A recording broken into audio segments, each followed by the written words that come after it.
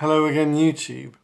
I'm just going to start with a quick shout out to Anna and Mike Peachy, who made me laugh a lot last week. All I'm going to say is that PAD is a very real problem and there's no known cure. Uh, right. After rewatching my first vid, I realised that I hadn't given you guys any background on me whatsoever. So I'm going to try and correct that and tell you a little bit about myself.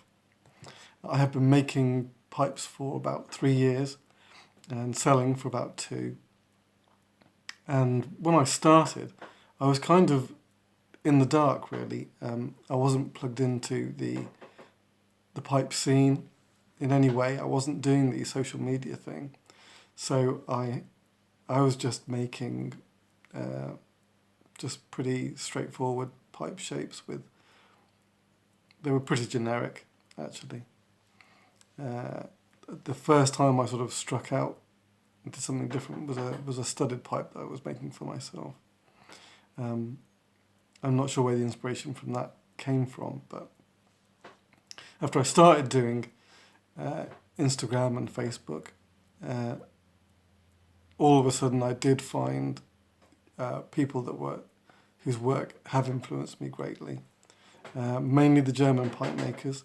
I'm thinking of Uwe Meyer, Roger Wallenstein, and absolutely Christian Wolfsteiner.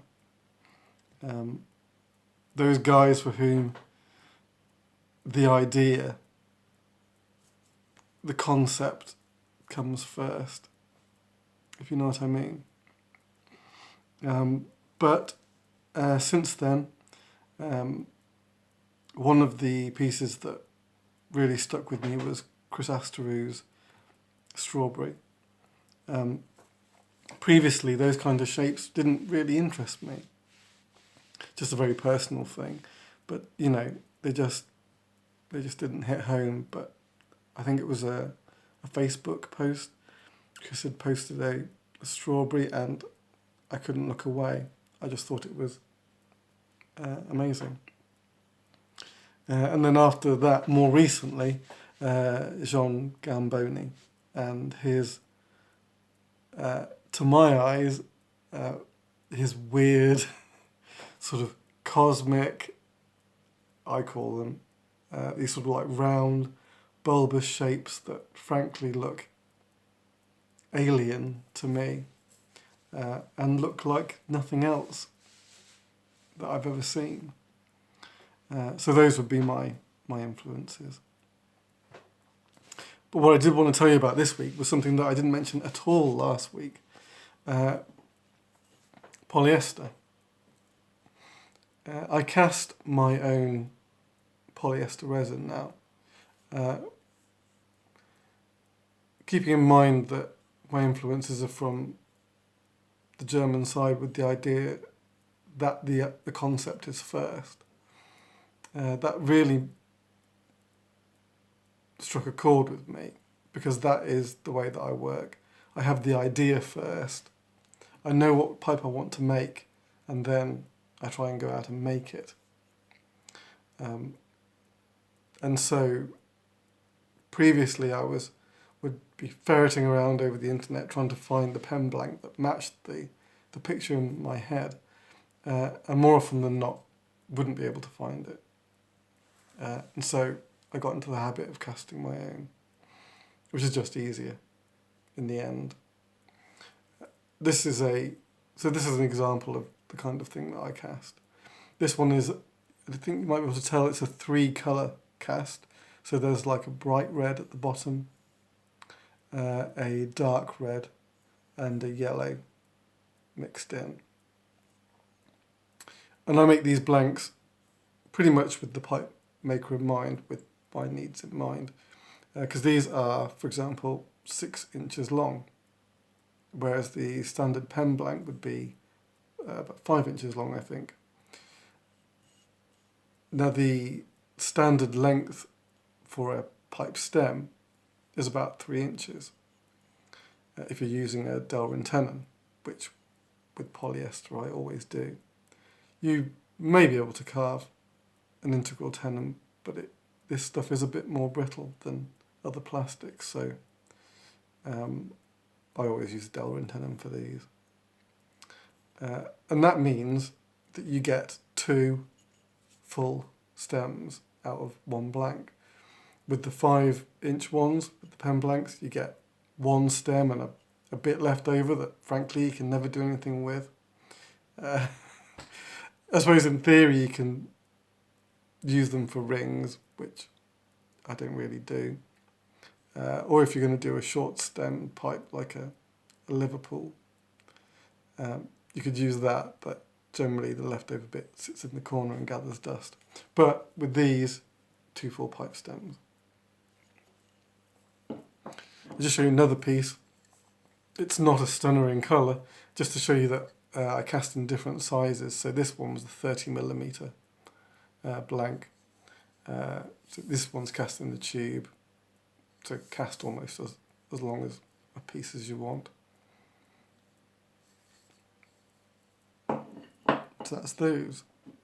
So sometimes you'll see on one of the pipes I'm going to show you, it's I can virtually say it's 100% my work because the stem itself is cast by me as well. So on to the pipes. The first one I want to show you is one of the Gamboni influenced ones. There's 2 of those here. The first one is a black sandblasted one. Now I call these my Pebble pipes. Hopefully it's kind of obvious why. I just think they are a lovely ergonomic shape with just a light sandblast here. I wasn't going for trying to show rings or anything like that. It was just to give it a nice texture.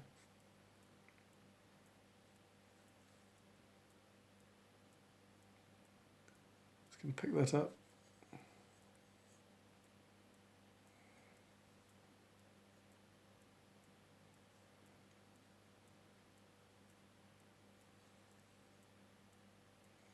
There you go.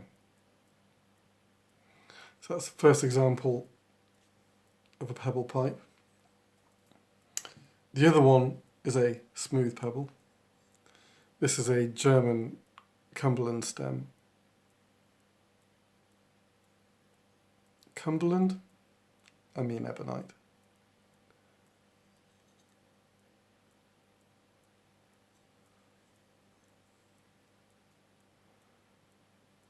Some nice straight grain at the side and on the end there as well.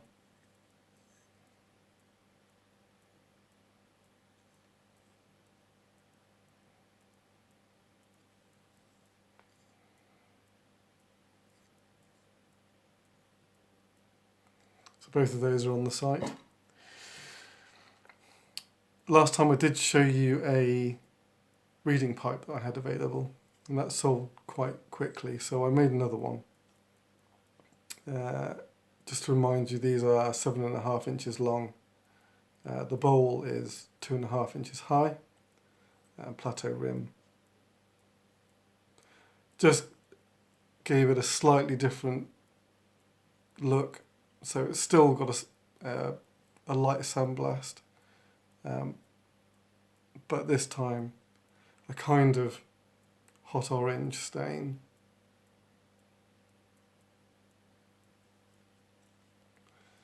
Just very subtle contrast to it.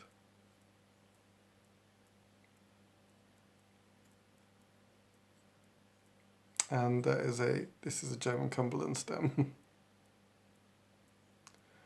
It is red and black, although from here it doesn't look like the camera is picking that up too well, but it's red and black. And then the last one I'm going to show you is an Eldritch shroom pipe. You may remember last time I was talking about my love of Plateau.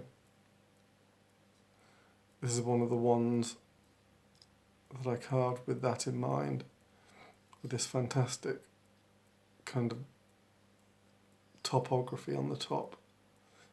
It was a crazy piece of Plateau, so I knew I had to use it in this fashion.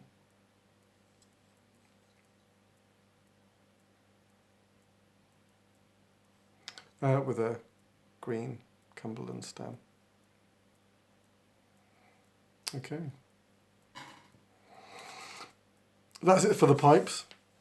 That's almost it altogether for this time. I just wanted to mention the mail group that I've started.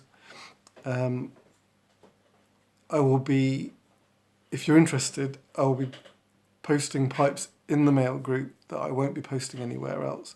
So you won't see them on Facebook, they won't be on Instagram, they just go out on the mail group. So if you're interested, send an email to devilsreef@gmail.com with the subject line as Eldritch Pipes mail group. As usual, I'll put any appropriate links at the bottom, and come and join us. That's it, and I'll see you next time. Cheers guys, bye.